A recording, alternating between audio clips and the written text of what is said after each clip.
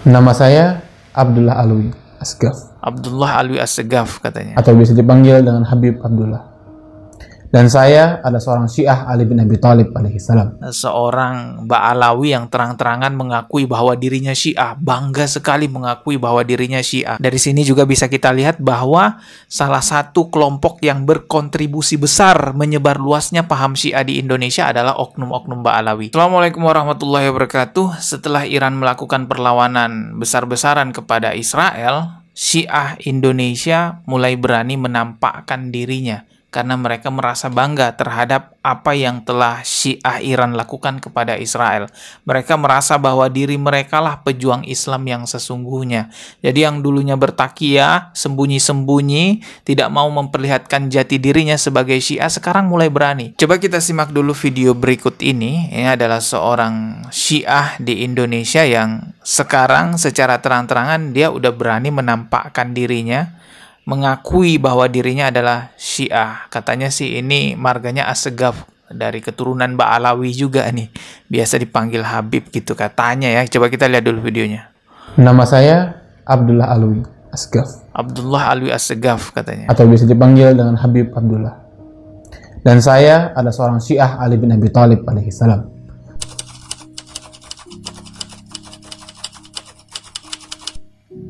Jelas ya pengakuannya. Ini ada tulisan kenapa saya Syiah, tanda tanya. Sebuah penjelasan dari hati. Oke, kita simak. Asyhadu an la ilaha illallah wahdahu la syarikalah wa asyhadu anna Muhammadan abduhu wa rasuluh. Nah, ini syahadat mereka kalau di depan orang-orang Sunni ya seperti ini. Sebagaimana syahadat yang kita ketahui. Tetapi syahadat mereka kalau di tempat-tempat orang Syiah, di balik orang-orang Sunni, beda lagi. Syahadat mereka yang sesungguhnya itu ada kalimat-kalimat yang melaknat istri dan sahabat Rasulullah.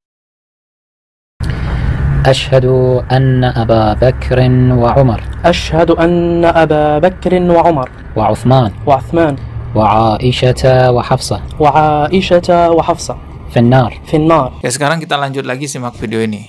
Di sini Anda mungkin sudah bertanya, kenapa saya Syiah? Nggak ada yang nanya kenapa Anda Syiah. Memang kita dari dulu udah tahu bahwa orang-orang Ba'alawi itu banyak Syiah. Tapi sebelum masuk ke situ, Anda harus tahu dulu apa itu Syiah. Syiah adalah mazhab besar dalam Islam selain Sunni. Syiah secara bahasa berarti pengikut, bahkan dalam Al-Quran Nabi Ibrahim alaihissalam disebut sebagai seorang Syiah. Wa min syi'atihi la Ibrahim. Akan tetapi dalam konteks ini, mazhab Syiah merupakan singkatan dari Syiah Ali bin Abi Thalib, atau mereka mengikuti keluarga Rasulullah Shallallahu Alaihi Wasallam. Berbeda dengan Sunni yang merupakan singkatan dari Ahlus Sunnah wal Jamaah atau pengikut sahabat Nabi. Jadi perlu dipahami bahwa intinya Syiah mengikuti keluarga Nabi, sementara Sunni mengikuti sahabat Nabi. Oleh karena itu perlu dipahami bahwa sumber dalam teori keilmuan dan di hadis pun berbeda. Dia bikin definisi Syiah itu pengikut keluarga Nabi, sedangkan Sunni pengikut sahabat Nabi. Jadi perlu dipahami bahwa intinya Syiah mengikuti keluarga Nabi, sementara Sunni mengikuti sahabat Nabi. Jadi seolah-olah orang Sunni itu tidak mengikuti keluarga Rasulullah Shallallahu Alaihi Wasallam. Astagfirullah, enak banget dia bikin definisi seperti itu. Sebagai orang Sunni, kita mengikuti semuanya. Kita ikuti sahabat, kita ikuti keluarga Rasulullah. Semua yang berpegang teguh kepada Al-Quran dan Sunnah. Justru yang tidak mengikuti secara utuh keluarganya Rasulullah, ya orang Syiah. Jelas sekali orang Syiah memfitnah, mencela, melaknat istri Rasulullah Shallallahu Alaihi Wasallam. Katanya mereka pecinta Rasulullah, pengikut keluarga Rasulullah Shallallahu Alaihi Wasallam. Tapi pilih-pilih yang diikuti. Seolah-olah Rasulullah ini salah dalam memilih istri. Astagfirullahalazim, ya Allah. Ya, itulah SDM-nya orang-orang Syiah, teman-teman. Coba kita lihat nih video penjelasan dari Ustadz Khalid Basalamah. Demi Allah, teman-teman sekalian, mereka tidak cinta Ahlul Bait. Dusta. Dengar tuh. Yang mencintai Ahlul Bait adalah ahli sunnah yang sebenarnya. Kita mengatakan Ali radhiyallahu anhu. Adakah ahli sunnah yang mengatakan Ali bukan sahabat? Adakah pernah ahli sunnah berani mengatakan Ali itu kafir atau salah? Tidak pernah. 4 jam tabligh akbar kita kemarin semuanya kelebihannya Ali radhiyallahu anhu. Bagaimana pujian sahabat terhadap beliau, dan kita selalu memuji beliau, dan kita yakin Khalifah Rasyid yang keempat masuk dalam keemasan, ya, keempat dari masa keemasan Islam di awal, yaitu Khulafaur Rasyidin, yang kata Nabi SAW berpegang pada sunnahku dan sunnah Khulafaur Rasyidin setelahku. Fatimah Al-Batul radhiyallahu anha, kita selalu memuji, mengatakan radhiyallahu anha. Hasan dan Husain kita mengakui sabda Nabi SAW, Sayyidu Syabab Ahli Jannah, pimpinan anak mudanya surga. Itu pernyataan ahli sunnah. Husain terbunuh di Karbala, kita mengatakan Husain mati syahid, yang membunuhnya zalim. Nggak ada ahli sunnah mengatakan Husain kafir misalnya, kita membenci. Betul. Ini kan sekarang dibuat kesannya di tengah-tengah umat oleh orang-orang Yahudi yang membuat pemahaman ini. Kesannya kita ini membenci Ali, membenci Ahlul Bait, membenci Hasan Husain. Dari mana ini? Tidak ada pemahaman yang bentrok antara ahli sunnah dengan Syiah yang sekarang mereka angkat simbolnya. Nggak ada. Gitu kan? Sebab Ahlul Bait kita hormatin. Bahkan mereka hanya membatasi Ahlul Bait hanya kepada Ali, Hasan, Husain, dan Fatimah. Sementara ahli sunnah lebih global. Istri-istri Nabi juga masuk dalam keluarga Nabi SAW. Jadi yang sebenarnya pengikut keluarga Rasulullah, ya orang-orang Sunni. Kalau orang-orang Syiah, mereka nggak ngikuti keluarga Rasulullah, kecuali hanya sebagian saja. Itu pun mereka salah dalam mengikuti. Mereka pikir mereka sedang mengikuti ajarannya Ali bin Abi Thalib radhiyallahu an. Padahal yang mereka ikuti yang sesungguhnya adalah ajarannya orang Yahudi yang telah menipu mereka. Syiah ini orang Yahudi, teman-teman sekalian. Dibentuk oleh orang Yahudi, Abdullah bin Saba. Fakta sejarah mengatakan itu, harus yakin dengan itu. Kita punya buku-bukunya, fakta-faktanya. Abdullah bin Saba orang Yahudi, pura-pura masuk Islam. Dan di zaman Utsman bin Affan, dia menyebarkan fitnah mengatakan bahwasanya Abu Bakar sama Umar sengaja mengambil khilafahnya Ali. Sama Utsman dikeluarkan karena dia masih ngaku Islam. Dia berkedok Islam, dikeluarkan. Apa yang terjadi? Dia buat tim demonstran, kemudian masuk memprotes Utsman sampai terbunuh Utsman. Buku-buku ahli sunnah semua sepakat. Ahli sunnah siapa? Yang mengikuti sunnah Nabi SAW. Mengatakan yang membunuh Utsman bin Affan adalah Abdullah bin Saba, si Yahudi yang pura-pura masuk Islam. Kita punya buku sejarah, ini bukan karangan saya ini. Jadi orang-orang Syiah itu kelompok orang-orang yang tertipu. Mereka kira mereka sedang mengikuti Ali bin Abi Thalib radhiyallahu an, padahal yang mereka ikuti itu adalah ajarannya Abdullah bin Saba, yang mana ini adalah orang Yahudi. Coba gunakan logikanya baik-baik ya. Kalau memang Syiah ini benar-benar pengikut Ali bin Abi Thalib, pengikut Fatimah radhiyallahu anha, pengikut Hasan dan Husain, nggak mungkin mereka berani mengatakan Al-Quran masih kurang. Adakah Imam Ali, adakah Fatimah, adakah Hasan Husain mengajarkan demikian? Mengatakan Al-Quran kurang? Nggak ada. Itu doktrinnya orang Yahudi. Abdullah bin Saba tahu asas kita adalah Al-Quran. Dikatakan Al-Quran itu kurang. Asas kita menerima hukum Allah dari mana? Dari Nabi SAW. Nabi ajarkan ke siapa? Dari sahabat. Kalau sahabat dipangkas oleh mereka, maka otomatis mereka harus punya sumber lain yang sampai kepada Nabi. Dikarang-karang riwayat yang tidak jelas sanadnya.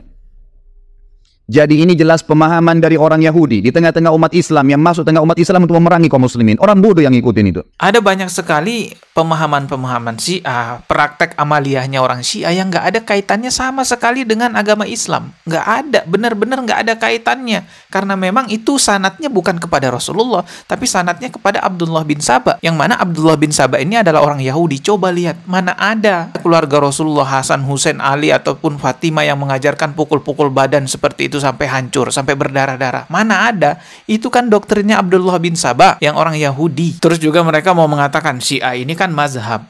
Mana ada mazhab dari Yahudi? Ada-ada aja ya kan. Syiah dengan Yahudi itu bestie, teman dekat, bahkan adik kakak lah bisa dibilang begitu. Hanya saja sekarang mereka sedang bertikai, sedang berantem, sedang merebutkan kekuasaan di tanah Syam. Kalian pikir Syiah Iran merudal Israel itu untuk membela Palestina? Oh tidak, kalian tertipu. Apakah Iran menyerang Israel pro dengan Palestina? Jawabannya tidak.